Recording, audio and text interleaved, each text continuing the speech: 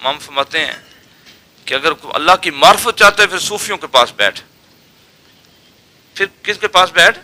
صوفیوں کے پاس بیٹھ.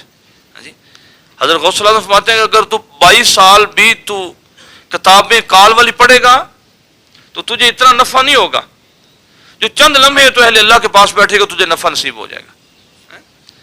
تو یہ جو علم ہے، یہ علم تصوف جو ہے، یہ اہل اللہ کے پاس بیٹھ کے ان کی صحبت سے، ان کا تعلق، اس کا جو تعلق ہے وہ چکھنے سے ہے، احساسات سے ہے. امام غزالی رحمۃ اللہ علیہ آپ فرماتے ہیں کہ جو کانوں سے بہرا ہوتا ہے اس کو کیا پتہ ہوتا ہے کہ آواز کا سوز کیا ہوتا ہے. جو اندھا ہوتا ہے اس کو کیا، وہ کیا جانے کہ ہریالی کیا ہوتی ہے، خزاں کیا ہوتی ہے، خزاں کے مزے اس کو کیا پتہ ہیں. پھر فرماتے ہیں کہ جو بندہ جو ہجڑا ہو اس کو کیا پتہ ہے کہ لذت جماع کیا ہے. فرماتے ہیں اسی طرح جس کا دل مردہ ہے اس کو کیا پتہ ہے کہ یاد خدا کیا ہے. جی نبی صلی اللہ علیہ وسلم محبت کیا ہے. تو اس میں تو یہ جو چیز ہے، جو علم ہے، یہ بندے سے جدا نہیں ہوتا، اور اس کا حاصل کرنا جو ہے فرض عین ہے. دوسرے جو علم ہے وہ فرض کفایہ ہیں. بلکہ میں بعض بزرگوں کو دیکھا انہوں نے اتنا زیادہ دلیری سے کام لیا. وہ فرماتے ہیں اگر کوئی پیر ہو تو اس کے ساتھ پوری جماعت ہو تو وہ کسی پہ اللہ کا فضل دیکھے، وہ جماعت سمیت اس کا غلام ہو جائے. اس معاملے میں نہ پڑا رہے کہ یار میں تو بڑا پیر ہو گیا ہوں، اب میرے اتنے مرید ہیں، ہلکا باپ ہے نا. فرماتے ہیں کس پہ اللہ کا فضل دیکھے. جس طرح کہ پیر میر علی شاہ صاحب رحمۃ اللہ علیہ، آپ عالم تھے، سیدزادے تھے، اولاد رسول سے تھے، حضور غوث پاک کی اولاد میں سے تھے، اللہ کے ولی تھے. اس دور میں جتنے علوم تھے اس کے بڑے ماہر تھے.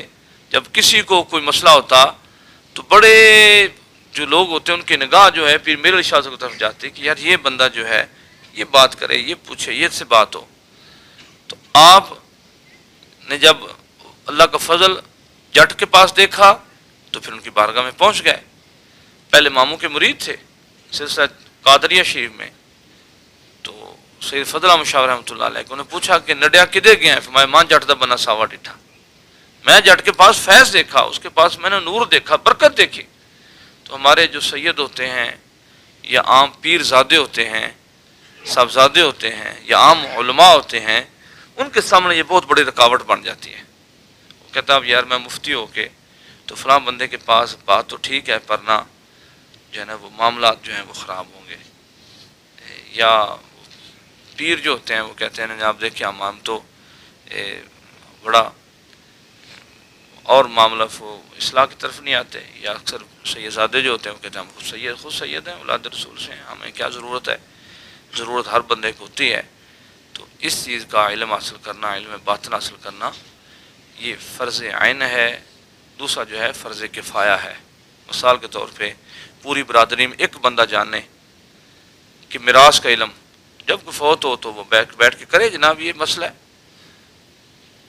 یا کوئی مسئلہ بن گیا تو ایک عالم کے بندہ ہمارے پاس جائے، وہ بتائے یہ مسئلہ ہے، یہ مسئلہ ہے.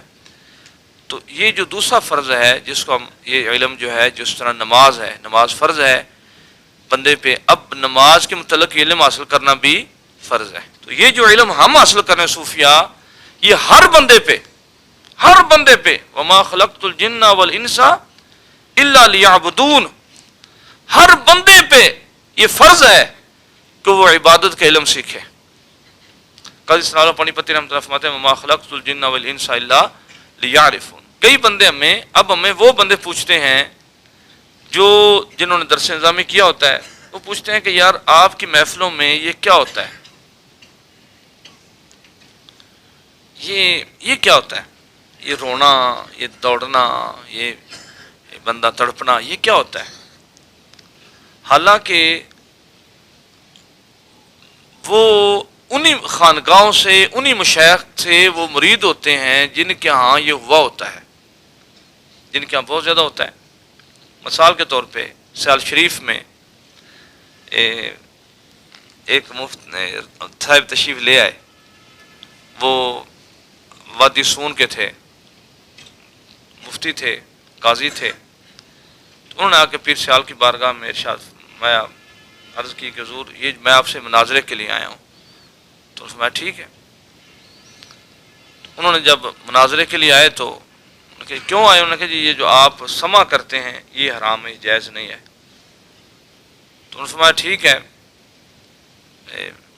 آپ سے بات کرتے ہیں، 2 منٹ آپ رکیں۔ قوال سے فرمایا کہ کچھ سنا دو، تو اس کے بعد وہ ان سے بات کرتے ہیں۔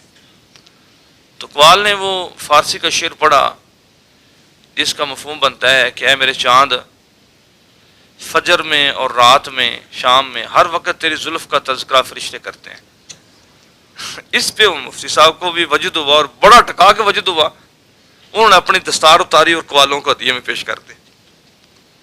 تو پھر سیال کے جو صاحبزادے تھے وہ گھر گئے، جا کے وہ سونا لے کے آئے، زیورات و قوالوں کے دیا، اور دستار جو ہے ان سے لے لی۔ حالانکہ دستار اتنی قیمتی نہیں تھی، مثلا کوئی آج کے دور کی 1500 روپے کی ہوتی، اس سے زیادہ تو نہیں ہوتا، یا اس دور میں چلو کوئی روپے کی ہوتی یا 2 روپے کی ہوتی۔ تو آپ کے والد صاحب نے پوچھا ان صاحبزادہ صاحب سے بھی آپ نے اتنے پیسے کیوں دیے، سونا کیوں دیا قوالوں کو؟ میں کہ دستار عام دستار نہیں، ایک عالم دین کی دستار ہے۔ تو عالم کے ادب کے لیے، ان کی وقت کے لیے، ان کی شان کے لیے میں نے یہ سونے کے بدلے یہ خرید لی، لے لی۔ تو بڑے خوش ہوئے اس چیز پہ۔ اب انہوں نے کیا کیا؟ انہوں نے پیر سیال نے فرمایا کہ آپ آ گئے، آپ کے احترام میں ہم کوئی دلیل نہیں دیتے، لیکن آئندہ کے بعد سیال شریف میں ساز کے ساتھ قوالی نہیں ہوا کرے گی۔ اس فکرے پہ اتنا وجد ہوا کہ وہ وجد میں وہ کہتے ہیں کہ جو تالاب میں بندے گر گئے، سارا مسئلہ ایسا ہو گیا۔ حضرت بابا فرید گنج شکر مسعود رحمۃ اللہ علیہ آپ کے داماد تھے حضرت حافظ اسحاق صاحب رحمۃ اللہ علیہ، آج بھی ان کا پاک پتن شریف مزار ہے۔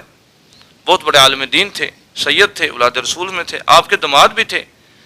آپ نے بیٹی کا رشتہ بھی ان کو دیا، جماعت وہ کراتے تھے، محفل ہوئی، سما توجہ ہوئی، حضرت کو بڑی کفیت ہوئی، نماز مغرب کا وقت ہو گیا تو انہوں نے فرمایا کہ حافظ جماعت کرائیں۔ حافظ نے اللہ اکبر کہا اور ساتھ ہی شعر پڑھنا شروع کر دیا۔ بابا فرید صاحب فرمایا کہ نماز توڑ دو بھائی، پیچھے آؤ بھائی، حافظ صاحب جماعت کرائیں لیکن اشعار نہیں پڑھنے، جماعت کرائیں۔ دوبارہ پھر انہوں نے اسی کفیت میں اللہ اکبر کرو، پھر شعر پڑھ دیا۔ انہوں نے فرمایا نماز توڑ دیں بھائی، حافظ صاحب پیچھے آئیں، جماعت کرائیں، جماعت آپ نے ہی کرانی ہے لیکن اشعار نہیں پڑھنے۔ کل وقت تیسری یا چوتھی دفعہ انہوں نے باقاعدہ طور پہ وہ ان کی جو کفیت تھی وہ سنبھل گئی تو انہوں نے نماز پڑھانا شروع کر دیا۔ ہماری یہ جو کتاب ہے، مشہور کتاب یہ ہدایہ شریف، اس میں باقاعدہ طور پہ لکھا ہے، باقاعدہ طور پہ وہ باب ہیں کہ نماز میں کوئی آہ کرے، اف کرے، ہائے کرے، کفیات کی وجہ سے اس میں سے کوئی لفظ نکل جائے، کچھ ہو جائے، اس کی نماز کو ضائع نہیں ہوگی، نماز کی صحت میں فرق نہیں پڑے۔ اب وہ استاد پڑھا رہے ہیں لیکن اب بندہ نہیں ملتا جس نے کبھی اف کیا ہو، کبھی ہائے کیا ہو، کبھی نماز کے اندر اس کی چیخ نکلی ہو، کبھی رونے کی آواز آئی ہو۔ اسلام آباد میں جعفر پاجا صاحب رحمۃ اللہ علیہ آپ کے مریدین تھے، نماز جب پڑھی، جو قاری صاحب تھے بڑے خوش حلان تھے، ان کو تلاوت فرمائی انہوں نے، یا نماز کے اندر بڑا ایک سکون ہوا ہے تو بندہ نماز کے اندر اس کو کفیت ہو گئے۔ انہوں نے سلام پھیرا، اس کے بعد فرمایا کہ جس بندے نے ایسا کیا ہے اس نے نماز دوبارہ لوٹائے، اور انہیں چاہیے کہ مسجد میں ایسا شور و غل کرنا جائز نہیں ہے۔ کچھ ارشادات اور فرمائے، نماز پڑھی گئی۔ اب شاہ صاحب نے ملے، السلام علیکم وعلیکم السلام، جی آپ پڑھاتے ہیں؟ کہاں؟ میں فلانے ادارے میں پڑھاتا ہوں۔ کیا پڑھاتے ہیں؟ میں ہدایہ پڑھاتا ہوں۔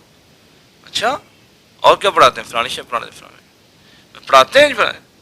کہتے ہیں کہ ہدایہ شریف ہے؟ کہتے ہیں ہاں جی۔ کتنی دفعہ؟ میں اب تو یاد بھی نہیں ہے، اتنے سالوں سے یہ کتابیں پڑھا رہا ہوں، استادوں نے ڈیوٹی لگائی۔ اچھا، میں کتاب ہدایہ شریف ہے جی، یہ کبھی پڑھایا ہے یہ کہ نماز کے اندر ایسی کفیت ہو جائے؟ مت ہاں پڑھا تو آنکھوں میں آنسو آ گئے۔